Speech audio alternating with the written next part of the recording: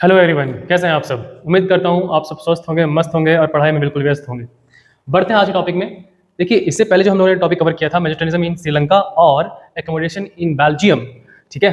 तो दोनों टॉपिक खत्म हो चुके हैं और मैंने कहा था आपसे कि टॉपिक खत्म होने के बाद हम लोग उससे ही रिलेटेड क्वेश्चन आंसर करेंगे, ताकि समझ में आ सके कि हम लोगों ने क्या सीखा है और किस तरह के क्वेश्चंस आते हैं एग्जाम्स में, ताकि फर्दर फिर उस पर और अच्छे से वर्क किया जा सके। उससे पहले एक छोटा सा टॉपिक है कि लेसन फ्रॉम द स्टोरीज, ये कवर करते हैं। इसके बाद हम लोग शुरू करेंगे क्वेश्चन आंसर सेशन। तो क्या रहा है कि लेसन फ्रॉम द स्टोरीज, जो हमने दो कहानियां पढ़ी about Sri Lanka and about Belgium, है ना। मेजोटनिज्म इन श्रीलंका पढ़ा हम लोगों ने, और एक हम लोगों ने पढ़ा accommodation in Belgium, means Belgium की समझदारी।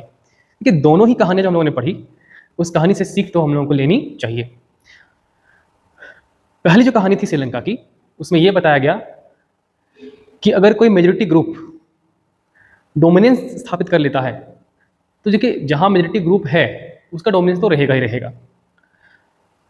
आप अगर अपने क्लास की बात कर लें, नंबर ऑफ गर्ल्स जहाँ काफ़ी कम है और नंबर ऑफ बॉयज़ बहुत ज़्यादा है, तो यहाँ बॉयज़ का डोमिनेंस तो हर क्षेत्र में रहेगा ही रहेगा, चाहे पढ़ाई के क्षेत्र में हो, चाहे खेल के क्षेत्र में हो, चाहे अदर कोई कंपटीशन हो। उसमें क्या रहता है, चूंकि इनकी संख्या ज़्यादा है इसलिए डोमिनेंस अक्सर हर क्षेत्र में बॉयज़ का देखने को मिलेगा।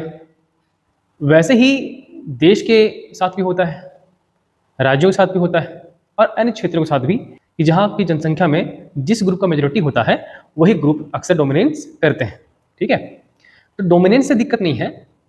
अगर पूरी कहानी का हम लोग सार समझें तो ये समझ में आता है कि डोमिनेंस से कोई प्रकार की दिक्कत नहीं होती है। दिक्कत तब हो जाती है जब डोमिनेंस ग्रुप अपनी इच्छाओं को बिना इस बात की परवाह किए कि माइनॉरिटी ग्रुप पर से क्या असर पड़ेगा, अपनी इच्छाओं को माइनॉरिटी ग्रुप पर थोप देते हैं। फॉर एग्जाम्पल, जैसे श्रीलंका में बात की गई सिंघालास की, तो सिंघाला लैंग्वेज को ऑफिशियल लैंग्वेज बना दिया गया। उससे प्रॉब्लम नहीं थी, समस्या इस बात से थी कि आपने सिंघाला लैंग्वेज को ही तमिलियंस पर भी थोप दिया, है ना। दिक्कत इस बात से है। इसको ऐसे भी समझ सकते हैं, फॉर एग्जाम्पल कि मान लीजिए आपके घर में 10 लोग रहते हैं, ठीक है।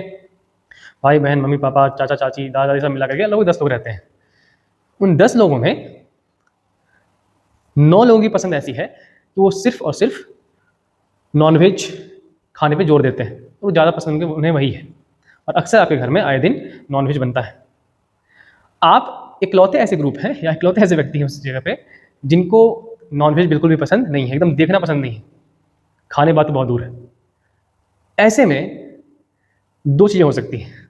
पहला कि आपको जो मेजोरिटी ग्रुप है, जो कि 9 लोग हैं वहाँ पे, तो मेजोरिटी ग्रुप हो गए, तो जो मेजोरिटी ग्रुप है वो अपनी इच्छा पे थोप दे, लेकिन तुम्हें ज़बरदस्ती खाना ही पड़ेगा, तुम्हें भी नॉनवेज खाना पड़ेगा, क्योंकि मैक्सिमम लोग नॉनवेज खा रहे हैं और घर में अक्सर नॉनवेज ही बनता है, तो तुम्हारे लिए कुछ अलग से चीज़ें नहीं बनाई जाएंगी, अलग से कोई व्यवस्था नहीं की जाएगी। ऐसे में क्या हो रहा है कि जो मेजोरिटी ग्रुप है वो माइनॉरिटी मीन्स आप पर अपनी इच्छाएं थोप दे रहे हैं। तो जिस व्यक्ति को नॉनवेज देखना पसंद नहीं है, आखिर वो उसे एक्सेप्ट कैसे करे, उसे खाएगा कैसे।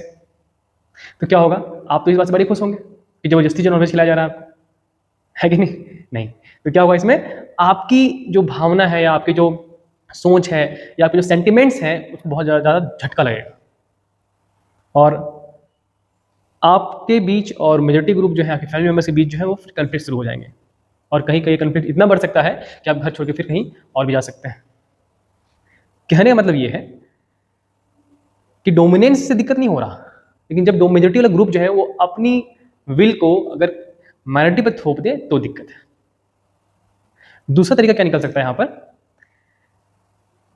कि वो जो 9 लोग हैं उनके लिए अलग से नॉनवेज की व्यवस्था की जाएगी, और जब जब आपके घर में नॉनवेज बनेगा तो आपके लिए अलग से कुछ वेज आइटम की व्यवस्था की जाएगी, स्पेशल वेज आइटम, जैसे पनीर बना दिया जाए, या फिर दाल मखनी बना दिया जाए, या फिर एक होता है ना कोफ्ता बना दिया जाए, मलाई कोफ्ता वगैरह समथिंग।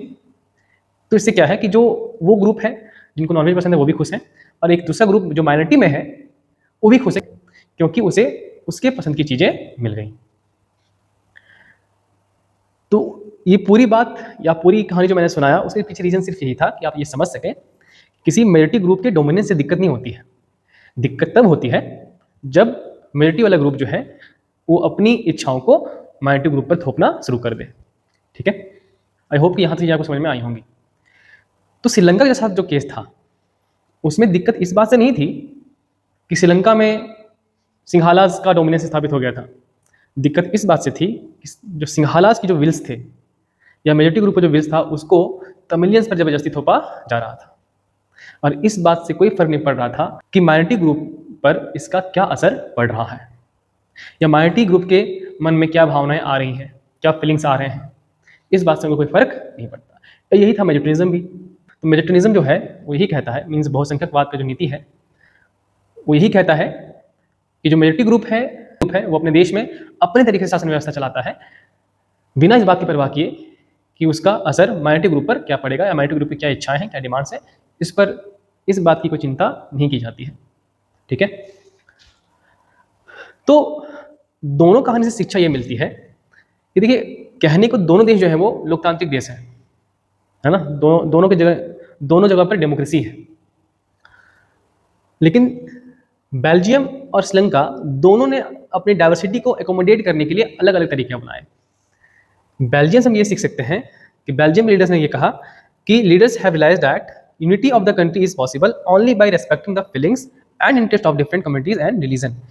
कि बेल्जियम के लीडर्स ने या नेताओं ने ये समझा, इस बात को रियलाइज किया कि अगर वो चाहते हैं कि देश की एकता और अखंडता बनी रहे तो ये तभी संभव हो सकता है जब देश में रहने वाले अलग अलग सोशल ग्रुप्स के फीलिंग्स को समझा जाए, ठीक है, और उसको रेस्पेक्ट दिया जाए, तभी देश की एकता और अखंडता बनी रह सकती है। मीन्स जितने भी सोशल ग्रुप हैं उन सभी सोशल ग्रुप्स के हितों का ख्याल रखा जाए, उन सभी सोशल ग्रुप्स के लिए इक्वल व्यवस्था की जाए, है ना, समानता का उनके साथ व्यवहार किया जाए। बात करें श्रीलंका की, तो श्रीलंका का एग्जाम्पल हमें ये बताता है कि if a majority community wants to force its dominance over others and refuses to share power, it can undermine the unity of the country.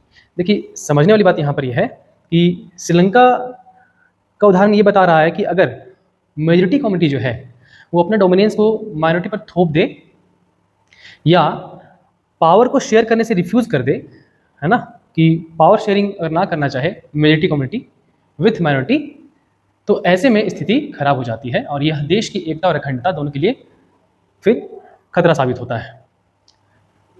Power sharing का सबसे इंपॉर्टेंट चीज़ ये समझिए आप लोग कि जहाँ कहीं अगर डेमोक्रेसी है तो वहाँ पावर शेयरिंग होना ही चाहिए। बेल्जियम और श्रीलंका में डिफरेंस मेन यही था। बेल्जियम ने पावर शेयरिंग किया जबकि श्रीलंका में पावर की शेयरिंग को रिफ्यूज कर दिया गया, है ना, यहां पावर शेयरिंग नहीं किया गया। तो अगर कहीं पर डेमोक्रेसी है, जैसे बात की जा रही है कि दोनों डेमोक्रेटिक देश है, लेकिन डेमोक्रेटिक देश तो है, लेकिन अगर आप पावर शेयरिंग नहीं कर रहे हैं तो सिर्फ वो नाम की डेमोक्रेसी है, किसी काम की डेमोक्रेसी बिल्कुल नहीं है। पावर शेयरिंग जो है वो क्या है, डेमोक्रेसी की आत्मा, और बिना आत्मा के शरीर जीवित नहीं रह सकता।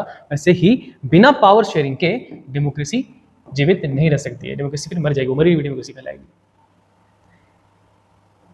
तो श्रीलंका और बेल्जियम का ये एग्जाम्पल है जहां बेल्जियम ने अपनी डाइवर्सिटी को बहुत अच्छे से अकोमोडेट किया, पावर को शेयर किया, जबकि श्रीलंका ने अपनी पावर शेयरिंग से मना कर दिया और अपनी इच्छाओं को माइनॉरिटी ग्रुप पर थोप दिया, उनकी इच्छाओं का, उनकी डिमांड का, उनकी ज़रूरतों का कोई ख्याल नहीं रखा। और अल्टीमेटली जैसा कि हम लोगों ने पहले भी पढ़ा कि हुआ क्या कि दोनों जो ग्रुप्स थे उनके बीच कन्फ्लिक्ट शुरू हो गए और फिर श्रीलंका में सिविल वॉर स्टार्ट हो गया, जिसकी वजह से श्रीलंका को सामाजिक, सांस्कृतिक, आर्थिक हर रूप से भयंकर नुकसान हुआ। तो ये थी कहानी बेल्जियम एंड श्रीलंका की।